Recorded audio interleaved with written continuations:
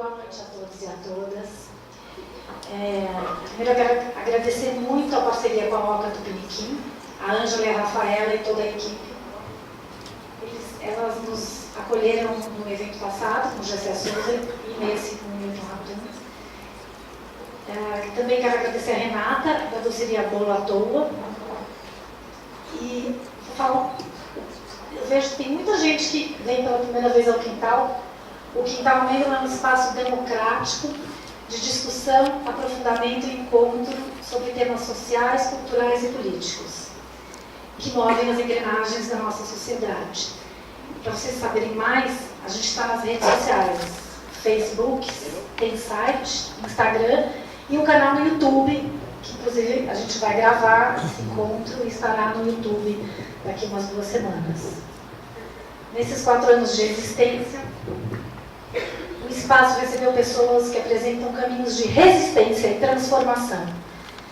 O convidado de hoje, escritor Milton Ratum, vencedor de vários prêmios e colunista dos jornais O Estado de São Paulo e O Globo, conversará conosco sobre seu último livro, A Noite da Espera, que faz parte da trilogia O Lugar Mais Sombrio.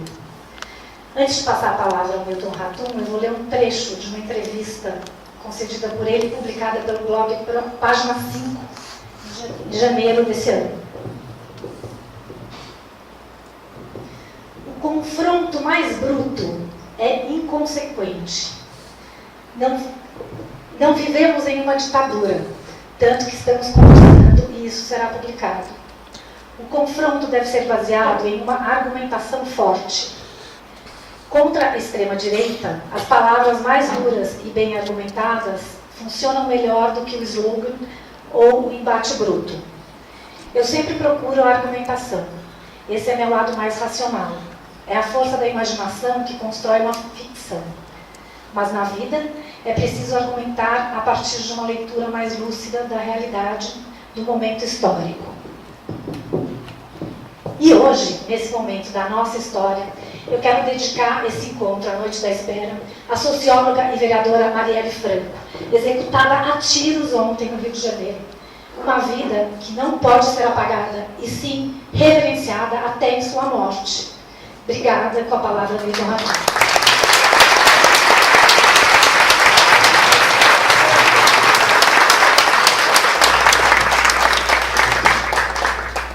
Boa noite, muito obrigado, Daniela, obrigado pela presença de todos vocês. De fato, é uma noite de luto e de resistência, como falou a deputada, ou vários deputados hoje, do PSOL, do PCdoB, enfim. Eu falo da deputada nobre, essa sim, deputada Luísa Erundina. É uma mulher de grande valor moral e ético, e político. Bom, eu vou falar um pouquinho sobre sobre a Noite da Espera e falar menos e conversar mais com vocês. Eu acho que essa é a ideia, né, desse encontro. Bom, primeiro,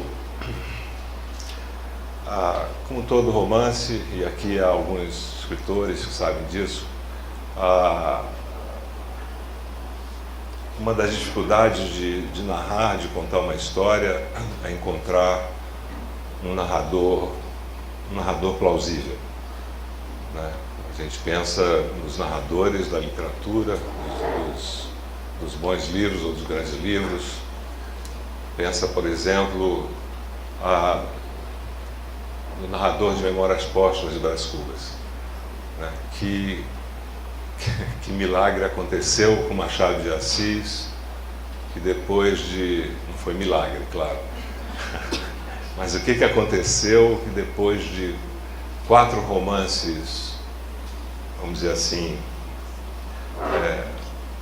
mais ou menos, ele publica uma obra-prima, que já naquele momento, em 1880, seria o maior romance da América Latina, Memórias Póstumas, né? O que aconteceu para ele encontrar, construir, não só encontrar, mas construir aquele aquele narrador, o Brás Cubas. Então, que é um narrador de enorme complexidade, né? E aí tem muito a ver com a sociedade carioca, né? Se a gente prestar bem atenção, é um narrador que está falando do nosso momento, né? Os grandes livros, eles têm essa capacidade de se projetar, né? De repercutir no futuro. Então, eu não tinha, vamos dizer, eu sabia que eu não poderia narrar essa história como eu narrei os outros romances, né? Os outros 4 romances. Primeiro, o tema, o assunto era vasto, né? Vasto como a épica, como o mar, ou como o cerrado, né? Eu estava fora do meu território, da minha infância e dos meus primeiros livros.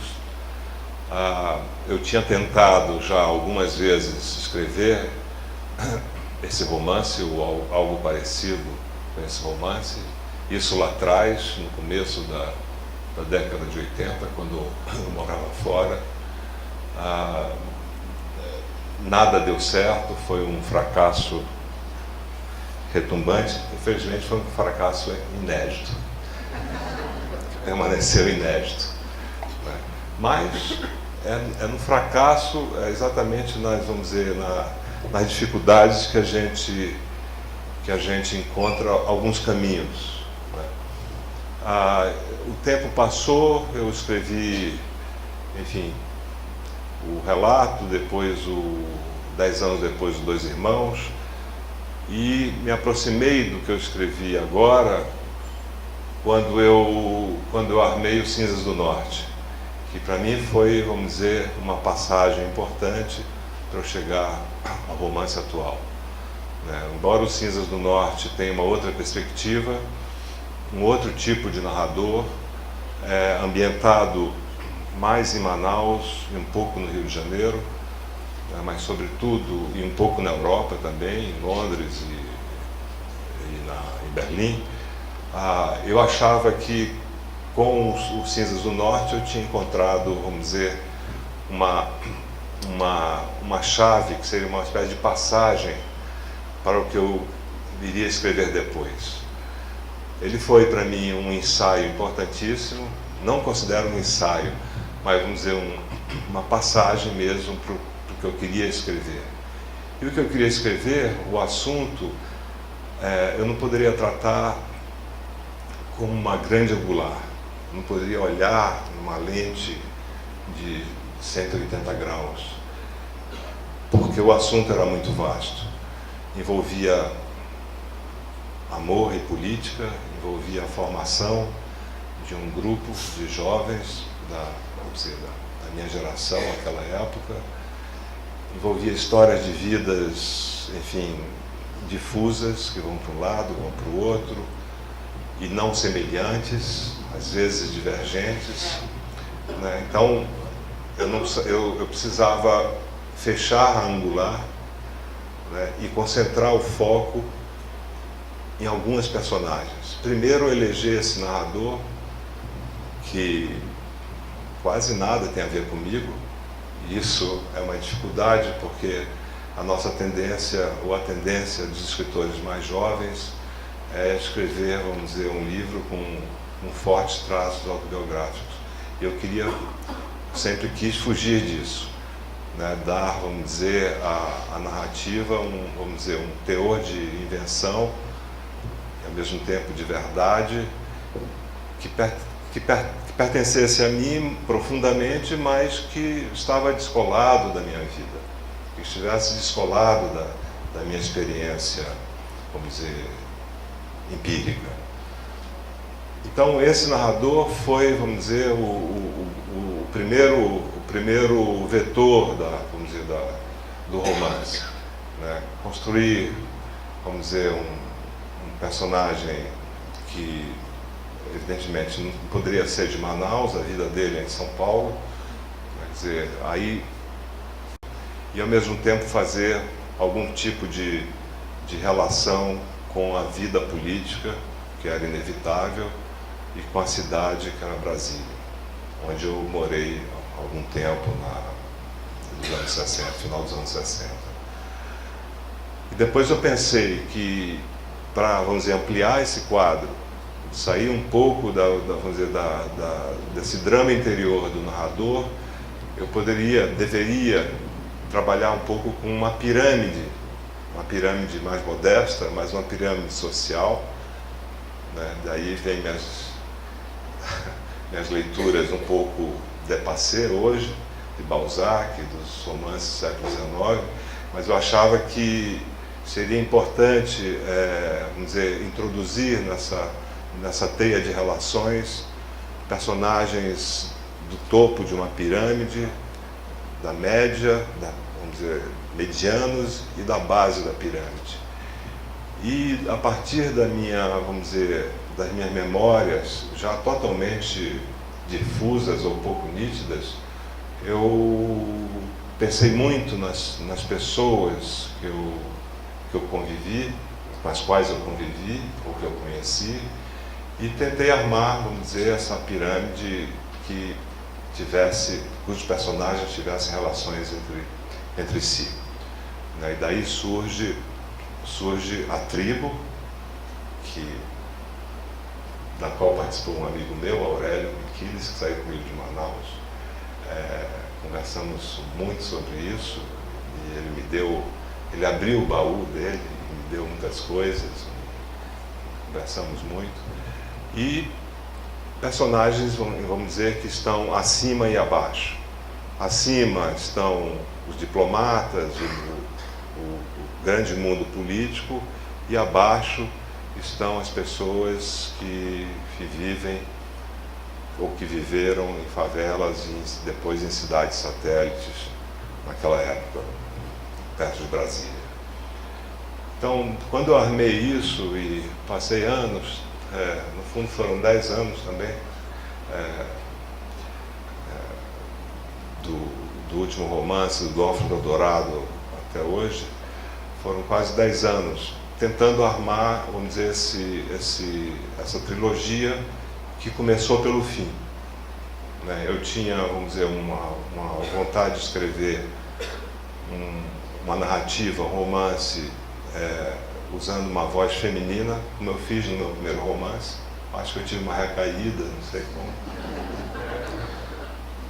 Uma nostalgia de outra voz, de algum lado desconhecido que todos têm.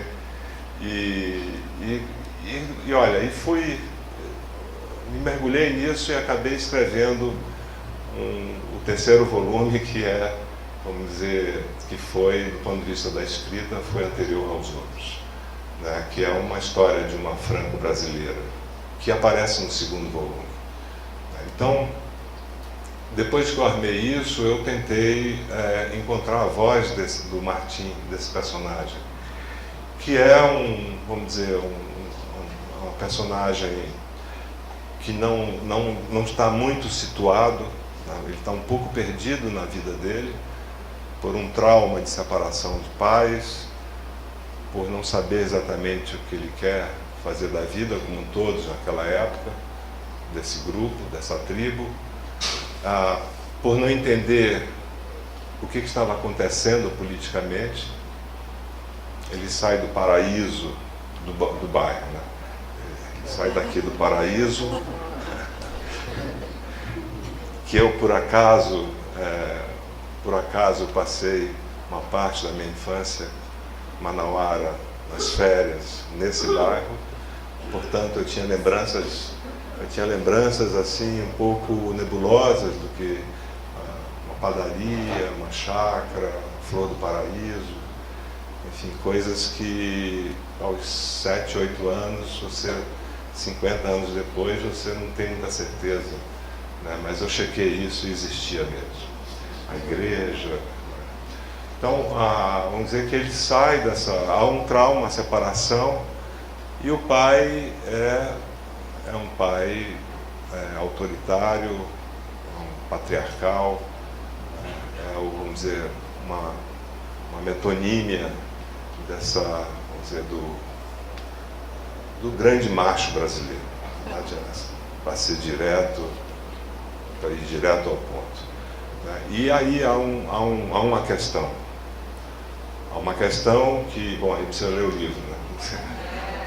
Não vou falar quais todas as suas, vamos dizer, as sinuosidades e os estados de alma, enfim, o que ele sofre, o que ele, enfim, o embate dele com o pai, com ele mesmo, enfim, com a vida, com a solidão, a extrema solidão que a gente vivia em Brasília, eu pelo menos, naquela época, uma época difícil e que você não sabia que era difícil ter amigos, ninguém sabia quem sentava ao seu lado, quem era delator, quem não era, né, das muitas prisões que aconteceram, enfim, coisas que faziam parte daquele contexto e que não poderiam ser, vamos dizer, colocadas de lado. Né? Então, eu tive o cuidado de não escrever, de não fazer escrever uma narrativa diretamente política, mesmo porque não era essa a minha pretensão, né, mas de explorar vidas, né, fazer uma pesquisa. No fundo, o que eu tentei armar foi uma pesquisa de vidas desse grupo, né, ao longo de um certo tempo.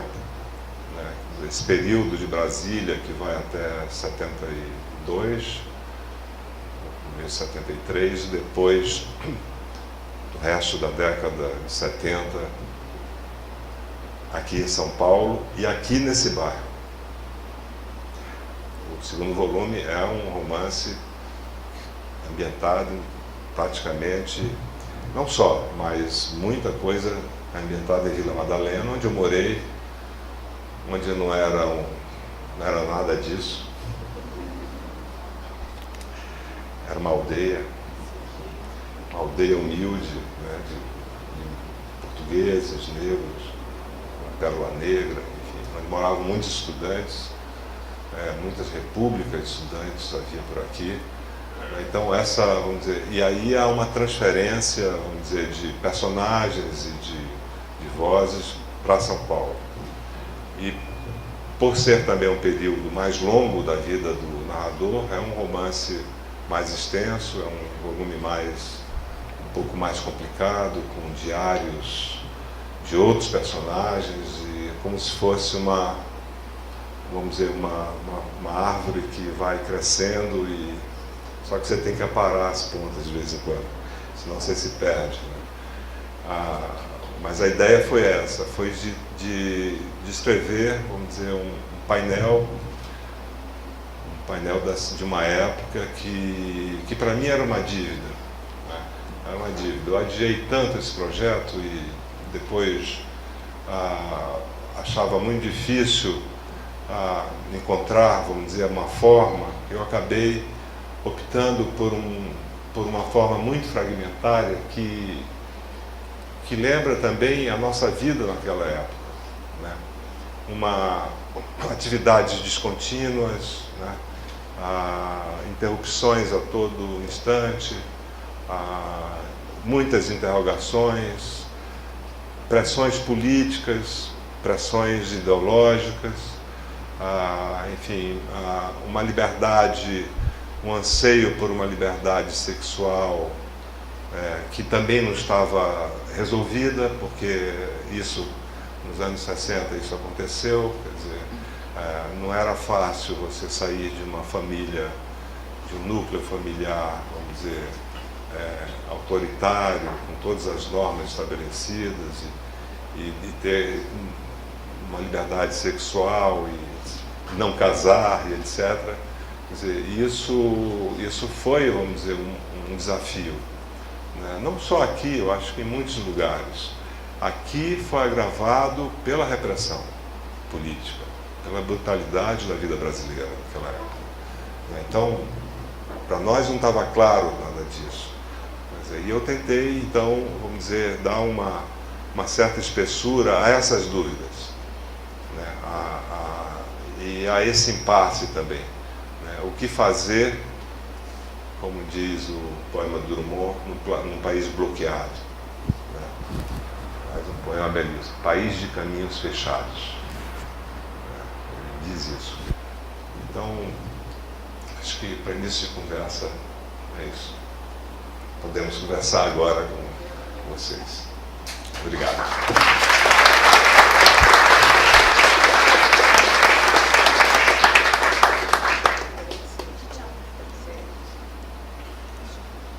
A gente vai abrir para perguntas.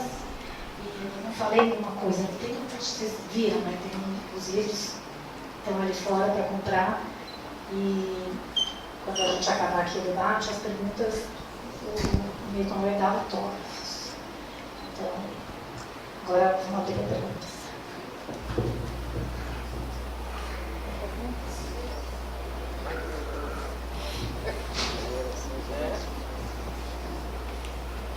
Pois não. Eu quero fazer um comentário.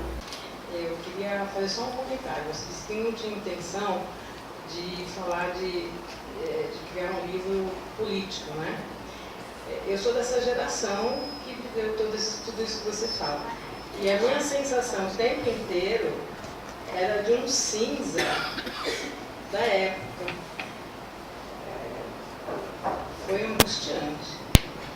Era como se eu estivesse lá de novo. Só um comentário.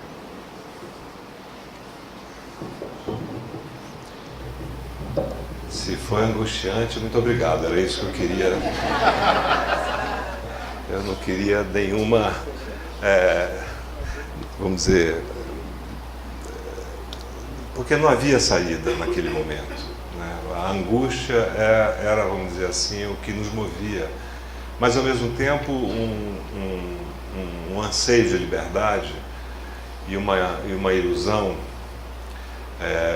Por isso que o romance é muito próximo, vamos dizer, se você quiser encontrar um modelo, existem grandes romances da desilusão, né, que é a minha praia. Essa é o que eu persigo. Dois Irmãos é isso, O Cinzas do Norte é isso, O Órfão do Eldorado, que é uma novela, também vamos dizer, um romance de fundo realista, apesar do mito, mas uma novela da desilusão.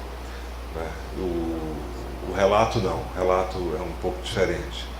Mas eu quis escrever um romance de formação com, vamos dizer, uma perspectiva da desilusão, né? Quer dizer, no fundo, as personagens, elas não podem terminar o livro radiantes, né? Radiantes. Essa perspectiva no romance, ela não funciona, ao menos que seja autoajuda. E estamos falando de literatura aqui, né? O espaço da Oca é um espaço literário por excelência, né? Mas para grandes finais, assim, desfechos felizes, eu acho que não funciona o romance como gênero, né? Ele não nasceu assim, né? Não é assim, né? Agora, o retrato dos personagens, os perfis, a trajetória dos personagens,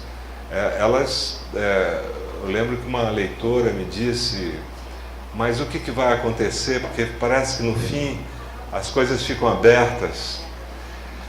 É que tem que ficar abertas, né? Porque você faz um retrato de uma personagem com mais força, eu imagino, né? Com mais densidade, quando a perspectiva dessa personagem, ela não é evidente. Se você der tudo, disser tudo e explicar tudo, aí não precisa o segundo volume. Não precisa não é necessário uma continuidade, né? Então é necessário manter, vamos dizer, um espaço de suspense e de apreensão, né? Para que depois esse espaço seja parcialmente preenchido, não totalmente, porque os destinos, eles também são enigmáticos, o destino das personagens, né? Então foi essa, no fundo, a montagem é que dá um pouquinho de trabalho, né? Alguns anos de trabalho, você ficar montando isso, né? E tentando armar esse quebra-cabeça, né? Mas não contra o leitor, né? O leitor tem que ser o seu cúmplice, né? Ele tem essa viagem, tem que ser feita de mãos dadas com o leitor, embora o Machado provoque o leitor o tempo todo, né? Se não gostar, dou-te um piparote e adeus.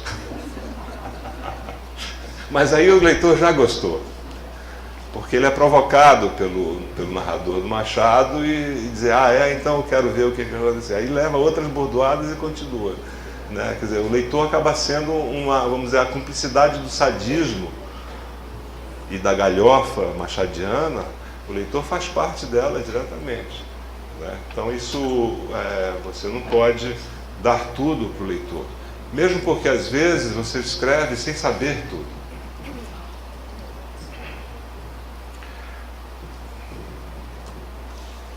Pois não.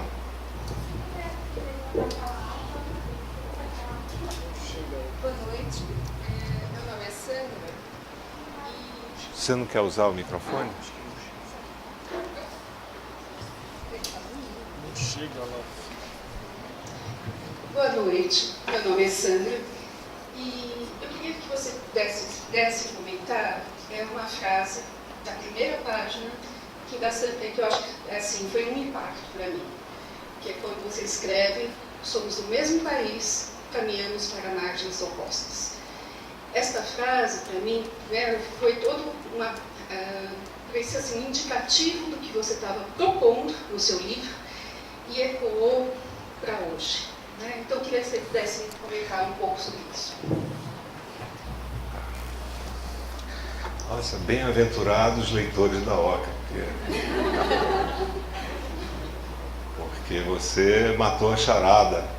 Essa frase vamos dizer, é o livro, né? Quer dizer, e eu pensei em colocá-la no começo, por causa da travessia da ponte em Paris, e porque ele está angustiado, ele já está ali, enfim, pensando no passado dele, vendo fantasmas, que a moça, da Diná, dos amigos dele, e aí ele vê vários turistas em algazarra, gargalhando, brasileiros.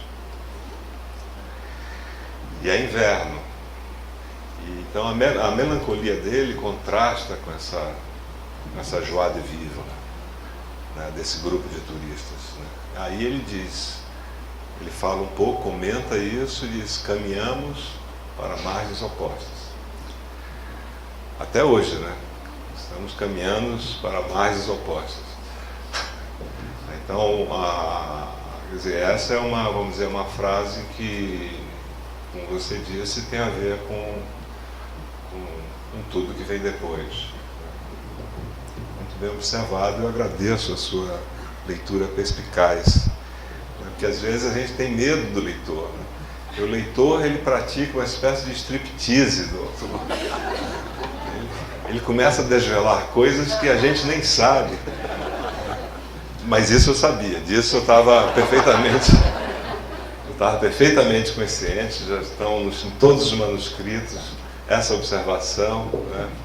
Falar da travessia, falar da oposição, das direções contrárias, enfim, mas às vezes os leitores não encontram. Por isso que muitas vezes a crítica é necessária, né? Estou falando do ponto de vista de quem escreve também, ou de quem estuda literatura, porque se o leitor do Machado de 1960, por exemplo, minha mãe, ela só podia ver triângulo amoroso nas obras do Machado, é evidente. No entanto, o triângulo amoroso é um pretexto para falar de tantas coisas, né? Não só vamos dizer, da moral, né? Da traição, mas de muitíssimas coisas, né? Esaú Jacó é uma aula sobre isso, né? Esse estranho triângulo amoroso do irmão gêmeos e uma moça, né? Ela não se decide por nenhum deles, são dois opostos, um é monarquista, o outro é republicano, e no fim isso não tem a menor importância, porque Machado percebia também, né, ser monarquista ou liberal, no Brasil escravagista, não tinha nenhuma importância, no fundo. É o que nós estamos vivendo hoje.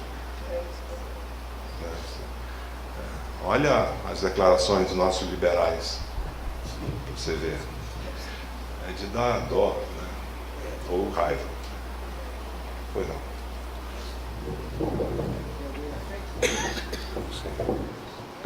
Boa noite a todos. Milton, saindo um pouco da literatura e passando para essa realidade em termos de desilusão, né, até que a gente está vivendo, eu acho que pegar essa experiência, né, histórica, e ver que a realidade atual está voltando para trás, o tempo da ditadura, sendo uma ditadura, né, velada, né, um estado de exceção. O que a gente pode usar, né, dessa experiência, né, que vivemos para tentar resistir, para tentar dar uma virada?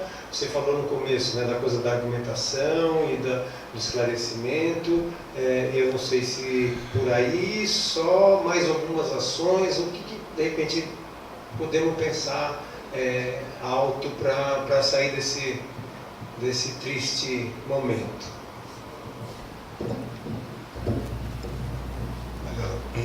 Eu acho que a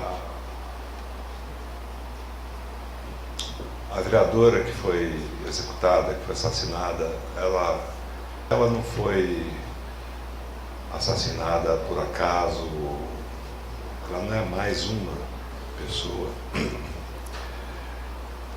Ela fazia um trabalho, em primeiro lugar, ela era uma intelectual, vindo da favela, e negra, mulher, bom, claro, negra, né? Então ela, vamos dizer, tinha uma formação, ela tinha a experiência com o que o geógrafo Milton Santos, tive a sorte de ter sido meu orientador na FAO, um grande intelectual, esse sim, um grande doutor em geografia. Ele falava da experiência da escassez como um valor, inclusive político, dos pobres da periferia brasileira, das cidades brasileiras. Ela tinha essa experiência da escassez. Então ela viu tudo que nós não vemos, viveu tudo, estudou na PUC, se formou, fez pós-graduação. Era uma mulher extremamente articulada, que sabia argumentar e que sabia exatamente o que ela queria como atividade política, que era muito maior do que um mero, vamos dizer, ativismo. Um mero ativismo. Então ela tinha, vamos dizer, uma intuição poderosa. Eu acompanhava mais ou menos o trabalho dela e achava fantástico. Eu dizia, essa moça, ela vai. Era ela, não a Marina. Era ela que ia ser a grande liderança feminina. E já era no Rio de Janeiro. Então, ela estava incomodando muito pelo tipo de militância dela, de formação de grupos de militância que reivindicavam coisas concretas e não abstratas. Creche para o bairro, porque as mães precisam de creche. Onde você deixa o filho, se você vai trabalhar o dia todo, ou às vezes à noite? Onde você deixa o seu filho? Quando o pai bebeu ou é separada? Como é que é isso? Então tinha ali vamos dizer, uma lição do Paulo Freire, que eu vejo, né, de uma conscientização que passa por uma absoluta carência de cidadania, né? Então ela estava não por acaso, ela estava num grupo de formação, de discussão. Então, se você me perguntar qual é a saída, eu falei, bom, essa é uma. E é a que mais ameaça o poder e o fascismo. Essa é a saída. Agora, há outras, para quem não, vamos dizer, nós não frequentamos, ou muitos de nós não frequentamos, vamos dizer, as favelas. Né? Mas temos outros espaços também de atuação. Então, é saber penetrar nesses espaços e fazer um discurso coerente. Sem chavões, porque os chavões, eles não convencem. Aí é que está. Ela sabia disso profundamente. Quer dizer, os chavões, eles se perdem. Por isso que eu prefiro a argumentação. A argumentação, vamos dizer, a formação no sentido mais, vamos dizer, profundo. Eu tive essa experiência como leitor jovem em Manaus, quando eu li Vidas Secas. Mudou minha vida. O Graciliano, esse desgraçado, mudou minha vida. Porque eu não tinha ideia do que era o Nordeste. O sertão, a miséria sertaneja, eu não tinha ideia, não fazia ideia. E quando ele escreveu, esse é um livro poderoso, até hoje será sempre.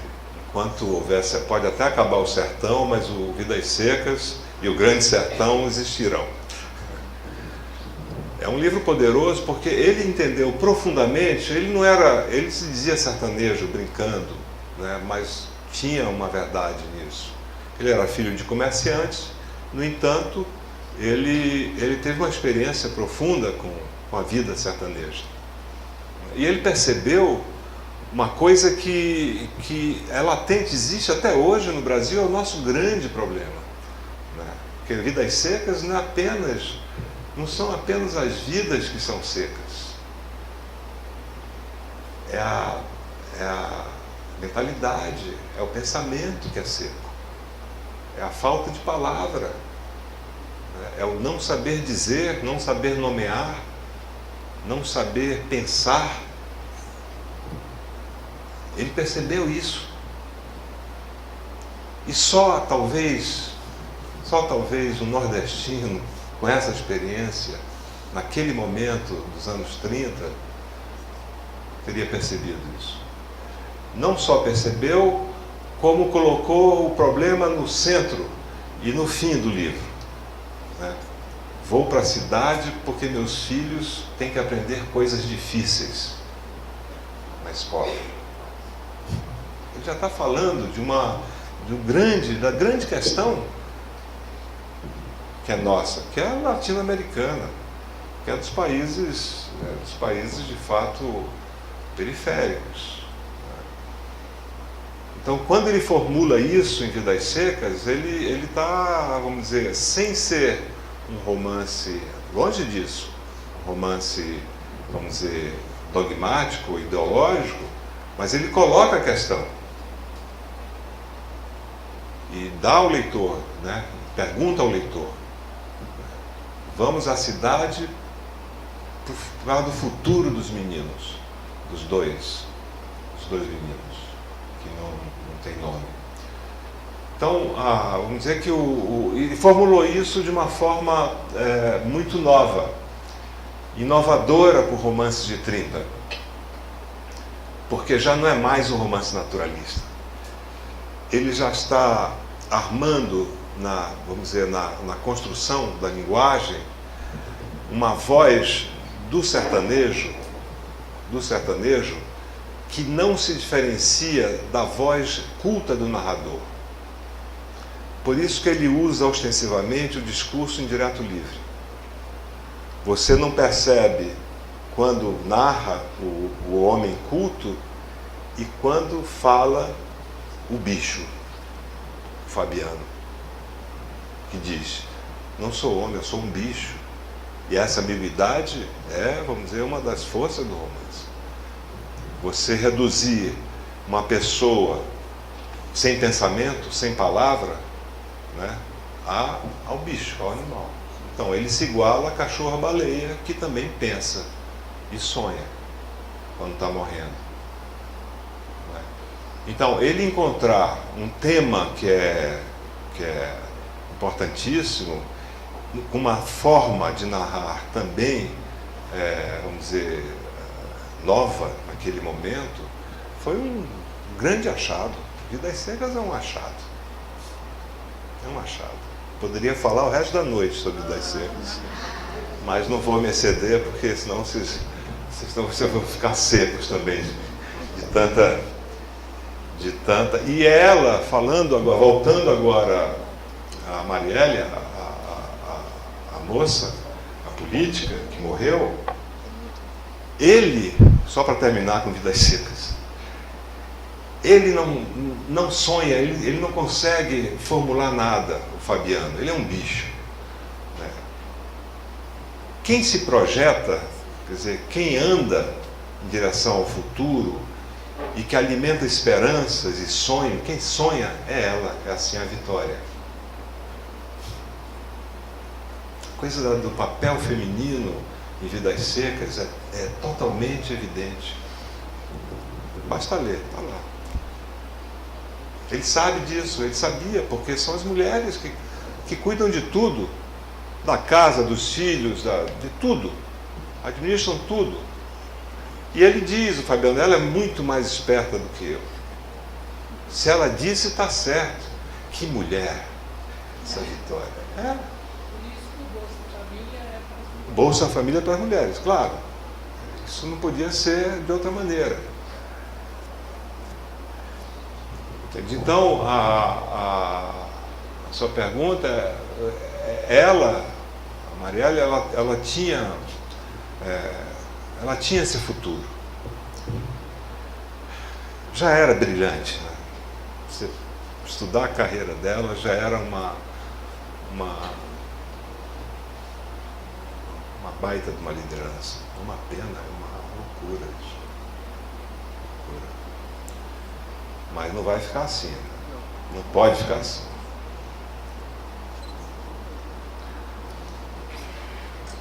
Pois não.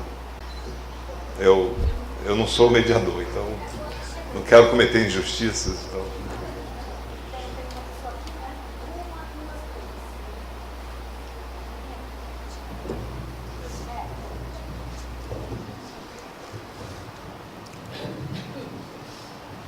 Milton, voltando ao romance agora, eu gostaria que você relacionasse um pouco a dificuldade que você falou de encontrar a voz narrativa, né?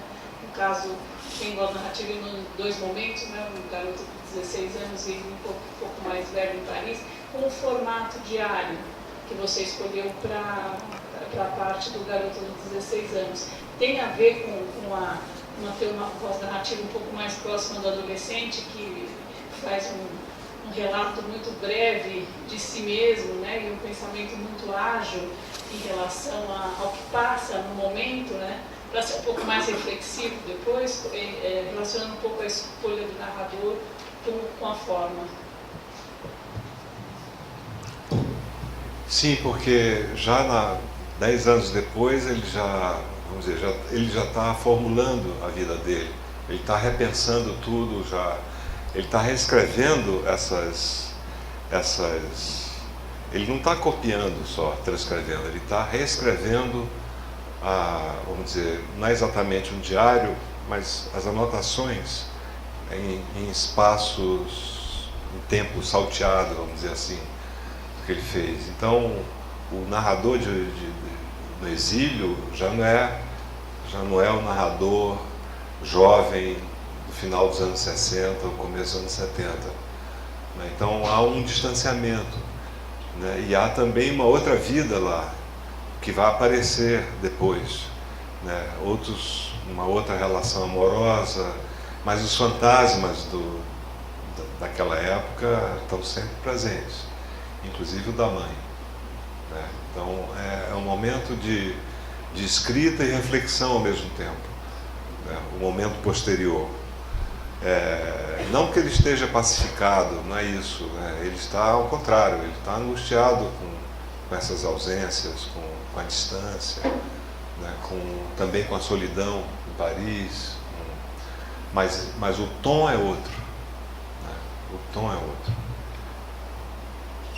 E por isso que eu tive que trabalhar com outro registro também, né?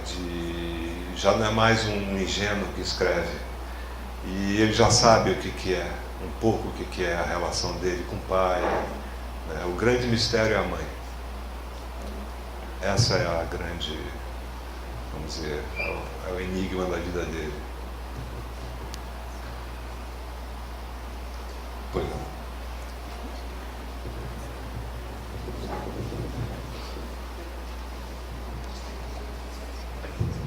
Oi, boa noite. Eu ainda não li o livro novo, então talvez eu esteja comentando alguma besteira, mas as besteiras também podem ser comentadas, né? Sobre o intervalo entre os seus livros, tem um bom intervalo entre eles, e como você bem lembrou, o seu último tem de ficção, né? Tem mais ou menos uns 10 anos, e então foi com uma grande surpresa que eu descobri que o novo livro era uma trilogia, e eu tinha muita dúvida de... nunca aparece um livro novo do Milton Raton, nunca aparece, aí quando aparece já é um enorme, gigante, estilo A Pedra do Reino, não sei, e aí eu descobri que ele era dividido, né?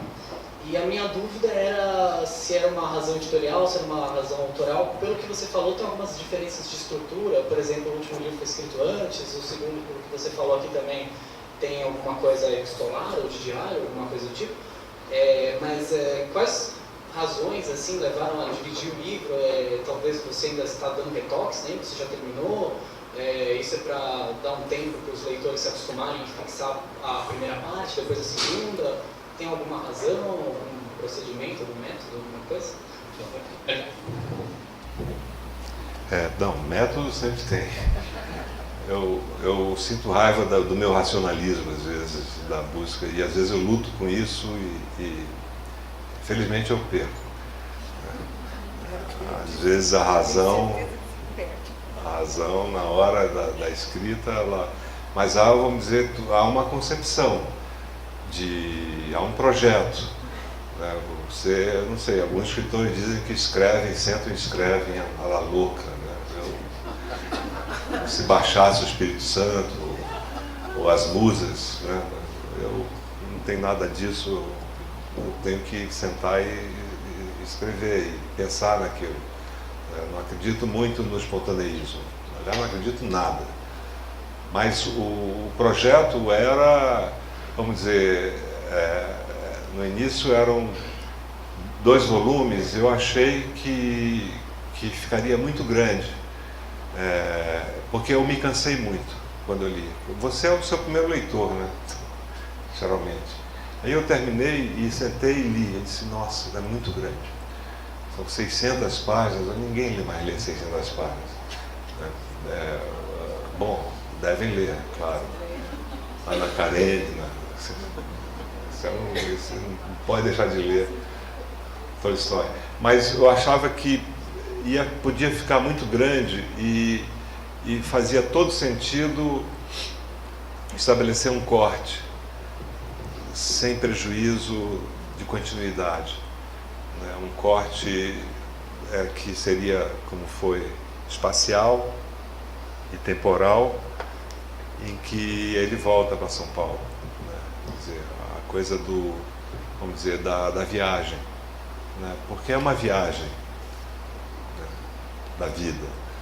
Então, e os editores também concordaram, ajudaram nessa parte, eu encontrei esse corte, e enfim, e aí ficou assim, né? Seria muito difícil publicar os 2 volumes num só, né? Eu acho que até mesmo, pode ser até que futuramente os editores queiram juntar tudo, não sei, porque essa é uma decisão editorial também. Então esse foi o principal motivo. né? Agora, eu pensei, a partir do momento, eu pensei os três como um painel. Os grafos que eu fiz, tudo que eu fiz foi nesse sentido, né? De construir toda essa história, né? Por isso que demorou um pouco, né? E também porque eu sou muito lento. Eu não consigo fazer nada com pressa. Nada. Infelizmente. O meu mundo, eu vivo num outro mundo, né? Até para dar aula, quando eu dava aula, eu ficava preparando fichas, aquela coisa maçante, e tudo mastigado para saber o que eu ia dizer. Todo professor prepara, e eu ficava desesperado com essas. E depois na literatura foi assim. E é sempre assim. Eu não sei se você perguntou outra coisa, mas eu acho que é basicamente isso.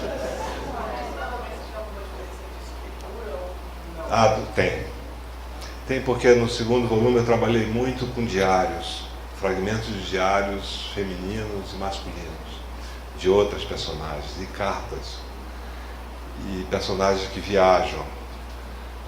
E o terceiro é uma voz corrida de uma personagem franco-brasileira, que estruturalmente é muito diferente dos outros dois. É isso.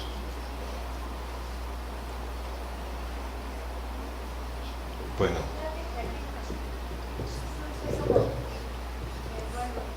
Boa noite. Tá. Eu li na sequência Dois Irmãos e A Noite de Espera. Me parece que a desilusão do narrador é a mesma política. Tem essa conexão pensada?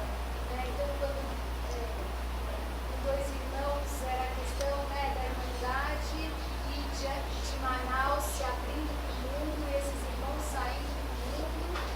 E A Noite de Espera, o Martim desorientado e Brasília desorientado. Essas desilusões foram propositais? Sim, claro. Porque o fundo é esse, é o romance da desilusão. Que é, no fundo, vamos dizer, o que é o romance, não é? É essa vida que, no fim, não dá certo. Se desse certo, não seria romance. É essa perspectiva da desilusão. O que não significa uma ausência de esperança ou de sonhos. Uma coisa é a gente estar desiludido, e muitos de nós estamos. Tenho certeza disso, né? Mas daí você enterrar toda a esperança. Na obra do Machado, não há brecha para a esperança. Eu acho que o Machado foi o mais pessimista dos escritores brasileiros. Não há, vamos dizer, a ironia dele, que às vezes é cruel, né? A galhofa, né? O sarcasmo, porque ele, no fundo, não via muita saída. Ele não via muita saída para o país. Bom, quem leu o clássico Ensaio do Roberto Schwartz sabe disso, né? sobre Memórias Póstumas. Quer dizer, o Machado, ele percebeu ali, a partir da leitura, isso fala a partir da leitura do Roberto, que vamos dizer, o país com uma burguesia falsamente liberal, uma sociedade escravocrata. Claro que hoje mudou muito, porque é uma enorme classe média, já é um país diferenciado, uma sociedade diferenciada, muito mais complexa, com uma classe média relativamente grande, né?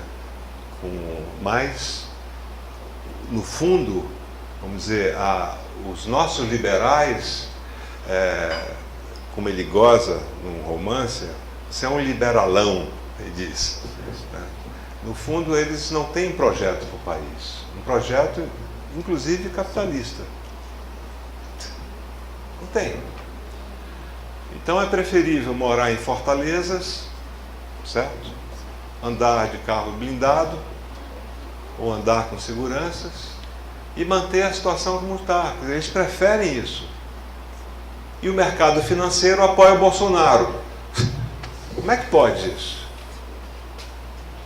Quando eu li isso, eu digo, pô, o Machado está certo, de novo.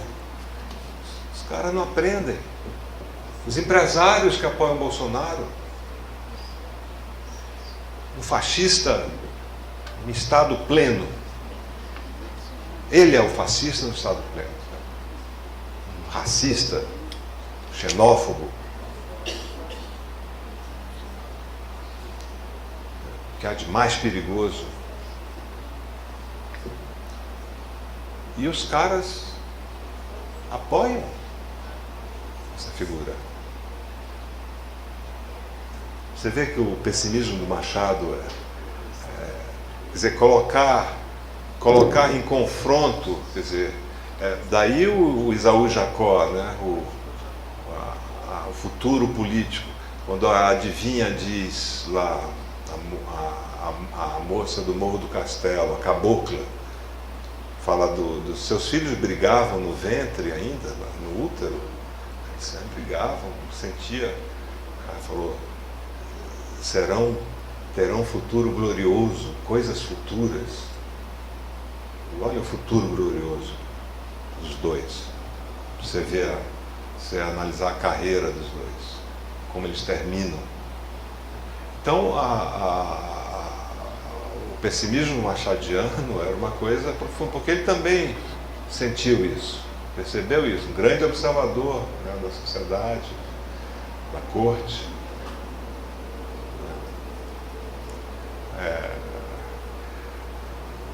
Essa visita ao Morro do Castelo das duas senhoras que se envergonham de subir o morro. Olha só, isso em 1900...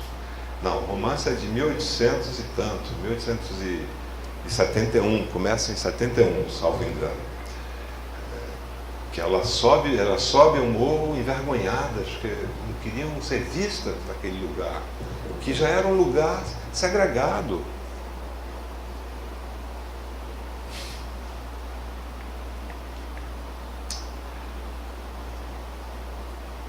Mas é essa a perspectiva da desilusão do Machado e do extremo pessimismo. Porque essa visita ao Morro do Castelo tem implicações enormes depois. Ela volta o tempo todo, a premonição da cabocla do castelo volta o tempo todo no romance. Né? Então é uma luta que não tem fim. Em que a passagem da escravidão, vamos dizer, do império para a república, não significou absolutamente nada. E aí está a ironia cruel do Machado, a crítica social profunda. Não significou nada. Quem que enriquece? Um cara que pode ganhar na loteria, ou um cara que aparece no fim. Ele une o começo ao fim, quando a mãe sai radiante do morro pela premonição de que os filhos terão um futuro glorioso, né? Coisas futuras. Ela dá uma cédula de, sei lá, 2.000 réis para o vendedor de almas. E esse cara, no fim, aparece como um ricaço, magnata. Ninguém sabe por quê.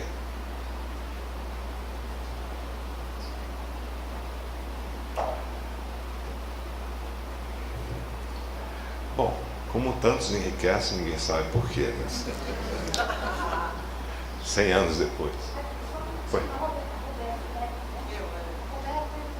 Foi não. Meu nome é Roberta, 12 anos na Suécia. E foi um prazer estar aqui e poder te encontrar. Para nós na Europa, existe uma grande dificuldade na Europa. Existe uma chance dos seus livros serem traduzidos, os nossos filhos poderem ler um pouco mais. Tem que existir, né? Porque, assim, nós agora temos o orgulho na Suécia de ter uma escritora que escreveu em sueco, que escreveu aqui, que ela viveu numa caverna no Brasil. Não sei se ouviu falar da Cristina Ricardson. Escreveu um livro lindo, como foi a vida dela aqui. Ela foi adotada por uma família sueca e foi embora para Lapônia. Então, assim, agora parece que a Suécia acordou para um Brasil que não é aquele da poesia e nem aquele do Paulo Coelho. Então, a gente queria um Brasil que lá para nós. Traz para nós. Mas já tá dado. Eu tenho um livro traduzido. A nossa rainha veio brasileira. Mas tenho certeza que o Órfão do Eldorado foi traduzido.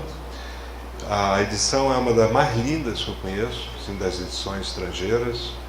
Infelizmente eu não leio, não consigo ler, só o meu nome e o título. O que não é pouco, em sueco, meu nome foi bem traduzido, continua Milton.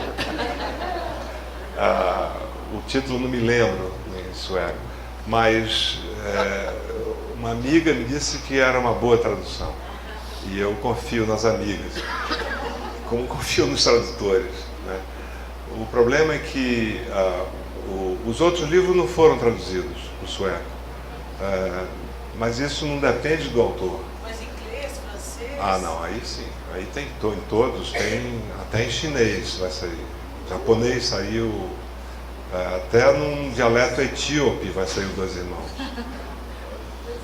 Na Etiópia, em árabe, talvez em hebraico, saiu em muitos lugares. Só na Suécia. O que há na Suécia que só traduzem? Mas mas onde meus livros têm uma recepção maior, quando diz do leitor, é na França, na Alemanha e na Itália. São esses 3 países em que eu posso dizer eu tenho leitores. Não muitos, mas enfim, são países muito abertos, sobretudo a França e a Alemanha, são países muito abertos às literaturas. Ao contrário dos Estados Unidos, onde se traduz muito pouco. Se vocês terem uma ideia, as traduções, os livros publicados nos Estados Unidos, apenas 5% são traduções. Na Europa chega a 30%. Na França pode chegar a 30%, e na Alemanha. Então são, vamos dizer, sociedades mais abertas aos outros, à cultura dos outros. Na França, e isso explica também, responde um pouco a sua pergunta. Mas eu sei que o Cinzas do Norte está traduzido para o dinamarquês, que eles iam traduzir os Dois Irmãos. Eu não sei muito dos países nórdicos. Eu fui uma vez, passei perto da sua casa. A gente quer um Nobel brasileiro. Não, mas aí não. Aí vamos falar de outras coisas mais palatáveis, né? O Nobel brasileiro chama-se Drummond e Guimarães Rosa. Seria um insulto à memória e à obra desses escritores, a Clarice também, ganhar o prêmio Nobel. Eu acho que não deram para esses 2 gigantes, não deram por ignorância, isso é preciso dizer, porque a tradução sueca do Grande Sertão é péssima, é lamentável, né? É uma das piores.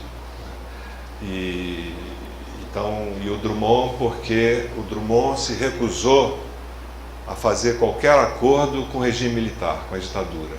Porque você sabe, um prêmio como esse, você tem que ter grandes instituições ou universidades, né, pushing, né, dando força, universidades, academias de letras, Ministério de Cultura, não é assim que você...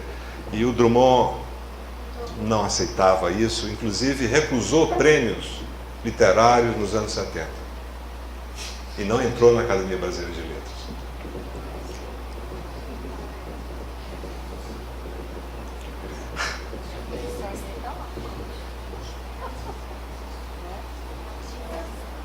Pois não. Meu nome é Dina. Estou indo em duas perguntas, se você pudesse. Que assim, uma é muito egoísta. Uma pergunta egoísta e a outra acho que é mais genérica. A pergunta egoísta é o seguinte: eu li o seu Dois Irmãos, o seu primeiro livro. Para mim, eu sou uma grande leitora, fui professora de literatura, etc. Eu acho que é um dos melhores livros que eu li na vida, Dois Irmãos. E eu queria um pouquinho tirar de você, eu sei que não é o tema, porque nós estamos falando do lançamento do seu livro, mas eu queria muito saber, uma curiosidade minha, quais foram as suas fontes para você retratar aquele universo familiar que você retrata com Dois Irmãos? Dá para falar isso ou a gente vai fugir muito do tema? Por isso que eu disse que é muito pessoal, porque eu nunca te encontrei, nunca tive oportunidade, agora eu estou aqui e falo, gente, eu morro de curiosidade de saber, porque eu acho que é uma relação extremamente dialética, freudiana, uma coisa assim que me tomou de um jeito, eu acho que é uma das coisas mais bonitas que eu já li sobre família, sobre rivalidade fraterna e tal. Quais foram as suas fontes? Essa é uma pergunta. Agora você pode escolher, tá bom? A segunda é o seguinte, eu estou muito chateada com o que está acontecendo no Rio. Está havendo um ciclo de palestras sobre Guimarães Rosa. Não sei se você está sabendo. E aí é na Academia Brasileira de Letras. O primeiro dia foi José Neumann Pinto, todo mundo conhece? Pois é, esse senhor foi falar sobre Guimarães Rosa e falou 45 minutos dele, da vida dele, da maravilha que ele é, em 5 minutos do Guimarães Rosa. Mas tudo bem. Agora, o que me apavorou, e não sei se vocês estão sabendo, é que no segundo dia, que foi ontem, hoje é quinta, né? Foi terça-feira, a palestra foi do Dionísio da Silva, que é um professor, não é? Etnólogo, etc. E eu fui correndo assistir a palestra cujo título é O Julgamento de Zé Bebelo e a Lava Jato. Não é incrível? Você também não ficaria morto de vontade de saber? Pois eu vou contar rapidamente, está no YouTube, vocês podem ver na íntegra, que eu não tive estômago depois para ver de novo. Adivinha com quem que ele compara o Moro? Das personagens do Grande Sertão? Com Joca Ramiro. Se alguém conhecer. Entenderam? Então, o que estão fazendo com o Guimarães Rosa nesse ciclo de debates? Sabe? Então eu fiquei tão apavorada, e aí tem outros dias que eu não vou ver, obviamente, depois dessa, né? Mas é isso, é comparar um Moro a um Joca Ramiro e coisas do gênero, né? Então eu fico pensando, que momento que nós estamos vivendo? O que é isso? Bom, aí você responde o que você quiser, se não quiser também não digo. Muito obrigada, Milton.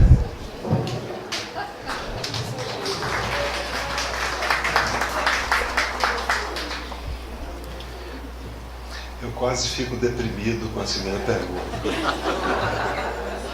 Porque é deprimente. Não, tudo isso é irrelevante. Há grandes críticos de Guimarães Rosa no Brasil e fora do Brasil. Posso citar vários, mas esqueça esse colóquio. Por favor, esqueça.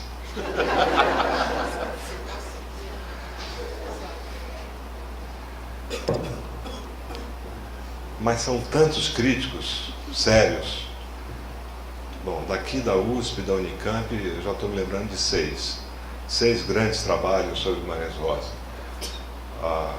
Quem quiser, procure um ensaio belíssimo, que não é tão grande, chamado O Mundo Misturado, Davi Arrigucci Jr. Aí esqueçam esses caras. o Willy Boyle, vários, o Alfredo Bose, o grande ensaio do Antônio Cândido, pioneiro, o Roberto Schwartz, tem vários críticos. A primeira pergunta é mais palatável. Uma das fontes foi Isaú Jacó, que me fez pensar não a história em si, mas vamos dizer, a vida e o destino desses irmãos. Porque há uma rivalidade durante todo o romance. Uma rivalidade muito séria, né, muito forte. Só que no romance do Machado, ela vem já do útero, né? Ela já está, vamos dizer, dentro da mãe.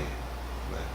E depois tem todas as nuances políticas, os matizes políticos, né, da escolha política de cada um, né, do Pedro e Paulo, o nome dos apóstolos, tem muitas referências bíblicas, mas tudo com muita ironia, né? E esse narrador do Isaú Jacó, ele é um narrador interposto, porque ele tirou aquilo das memórias do conselheiro Aires. É o conselheiro Aires. O conselheiro é uma personagem. É uma personagem muito irônica. E você imagina, quem é então esse narrador? Pode ser o próprio Machado, a gente não deve afirmar isso, mas eu posso pensar nisso também.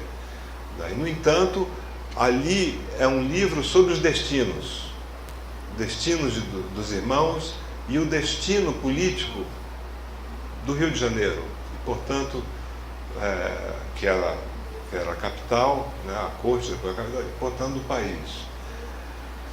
Muito modestamente, infinitamente mais modestamente, eu tentei, vamos dizer, isso me inspirou para escrever um livro de uma perspectiva de uma rivalidade que também pensasse o destino dos irmãos, a trajetória e o destino deles, em sintonia com o que estava acontecendo no país naquele momento.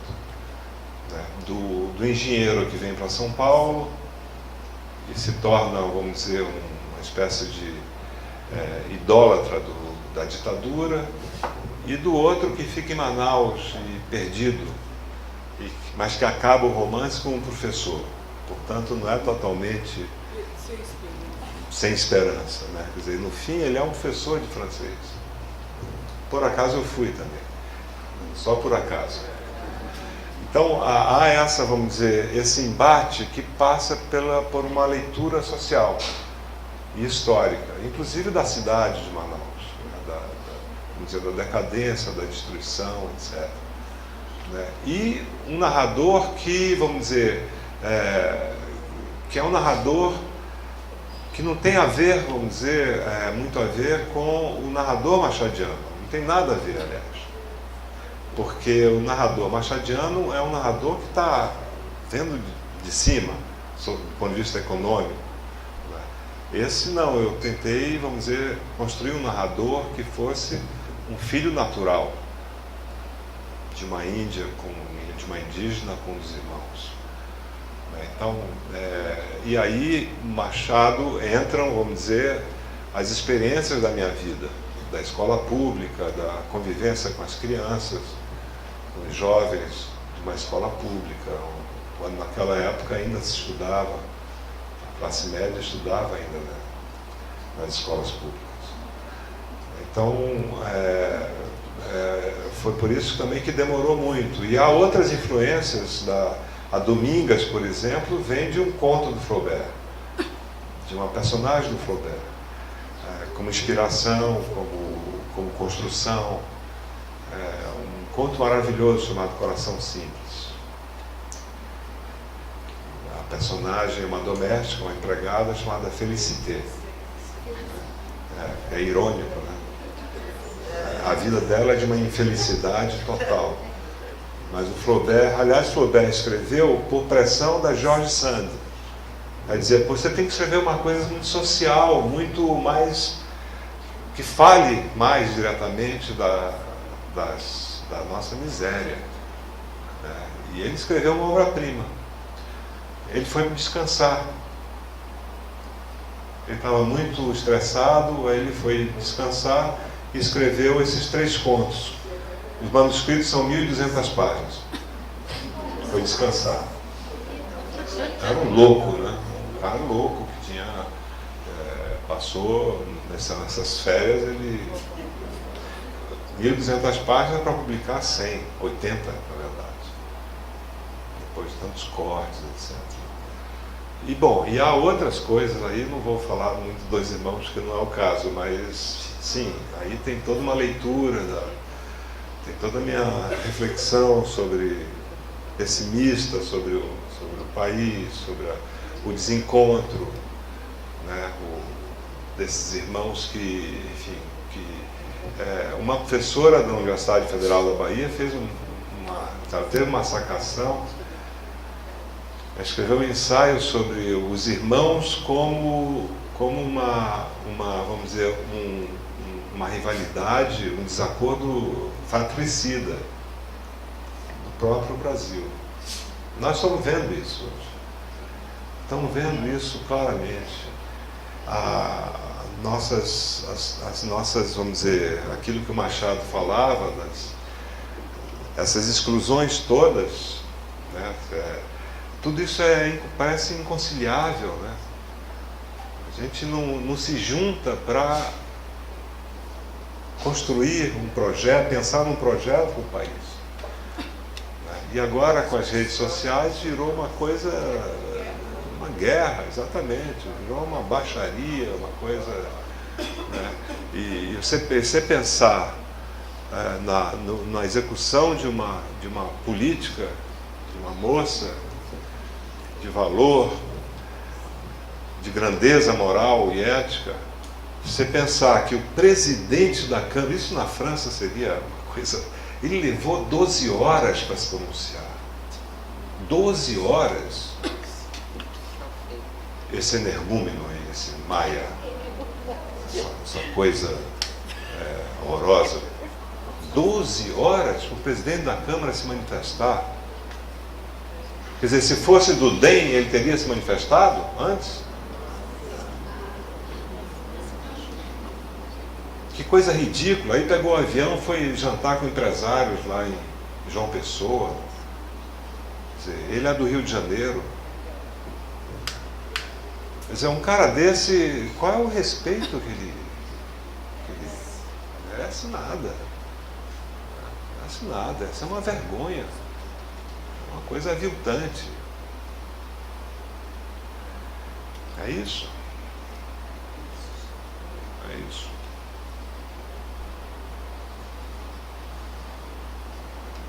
Pois não. Professora Natália, eu não li seu livro ainda, mas uma coisa que me chama a atenção, que isso é mais ou menos constante, não só na sua obra, mas na experiência de boa parte dos brasileiros, é que aqui, quando eu sentei antes de você chegar, em poucas páginas você já percebe que tem Brasília, Paris, São Paulo, Vila Madalena, como você falou. E eu estou voltando agora para o Brasil, eu estava morando fora, e mesmo dentro do Brasil eu já morei em vários lugares. E eu não estou formulando uma pergunta fechada, é mais uma reflexão. Por que a gente se move tanto? Como esse movimento parece que o personagem não consegue se encaixar em nenhum lugar? Quanto isso reflete da gente? Se a gente está buscando algo, se a gente está sendo expulso. Eu queria que você comentasse uma coisa que em outros romances seus também, que são pessoas, você é de uma família imigrante, como a maioria de nós aqui, tem muita mistura, mas eu acho isso uma característica não só brasileira, mas muito latino-americana. Na Europa eu não vejo as pessoas, pelo menos eu morei na Espanha, e o espanhol não se move. Ele fica ali agarrado, os catalães então brigam até hoje por aquela terra. E como isso impacta na gente, como que isso, você administra isso quando escreve, mais uma reflexão. Não, eu mesmo saí muito cedo de Manaus e enfim, mas eu e um amigo que está aqui, o Aurélio, nós queríamos sair para, enfim, sair da província, no fundo é isso, que é um movimento muito romanesco, né? Você vê nos romances do século XIX, os personagens saem da província francesa e vão para Paris, que é um movimento também em busca de uma, vamos dizer, em busca da cultura, em busca da cidade grande, moderna, mas também é um movimento do pobre, né, do Vidas Secas, do Fabiano, em busca de empregos. A cidade onde há, vamos dizer, onde há tudo isso, supostamente. Né? Mas não sei também, você pensar na Espanha, no que eles viajaram para conquistar uma parte do mundo, e os ingleses e os franceses, eles viajaram muito, conquistaram uma boa parte do mundo. A Inglaterra conquistou o mundo todo, praticamente. Né? Mas eram viagens, vamos dizer, com um propósito da conquista territorial e tal. Os brasileiros, se você pensar no Nordeste, eu acho que o Nordeste, os políticos e a elite nordestina saquearam o povo nordestino desde sempre. Desde sempre. Se você pensar no movimento, aí eu estou pensando mais no movimento, vamos dizer, migratório, interno, por necessidade. Os nordestinos viajaram para todo o Brasil. Eles povoaram a Amazônia a partir de 1870, nas grandes secas. Isso o Euclides da Cunha relata muito bem. Né? Povoaram o Rio, Brasília, São Paulo, né? Nos anos, na fundação de Brasília, a construção de Brasília, havia muitos nordestinos. Ceilândia é uma cidade um pouco nordestina, para não dizer bastante. Não sei, agora, a viagem, para sintetizar a pergunta que você fez, a viagem é um dos grandes temas da literatura. A viagem, o amor, a morte, o tempo e, para o Borges, o labirinto. Você não sai disso, porque tudo está circunscrito a isso. Quando você fala da viagem, ou do amor, você está falando também da política. Quando você fala do labirinto, você está falando da própria vida, né?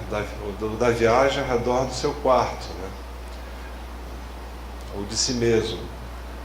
Então, a literatura, a viagem é um tópico, sempre foi, desde a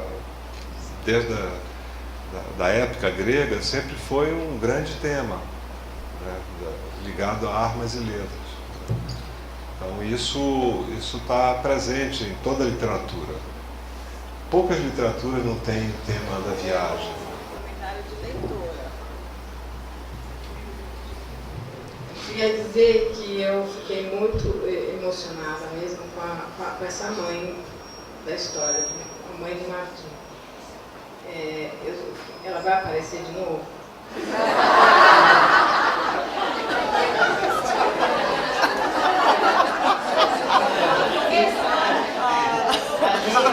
A Lina, ela é professora de francês, né? E aquela noite de espera, o título é por causa daquela noite que ele ficou esperando. A mãe não vai, ele não vê mais a mãe.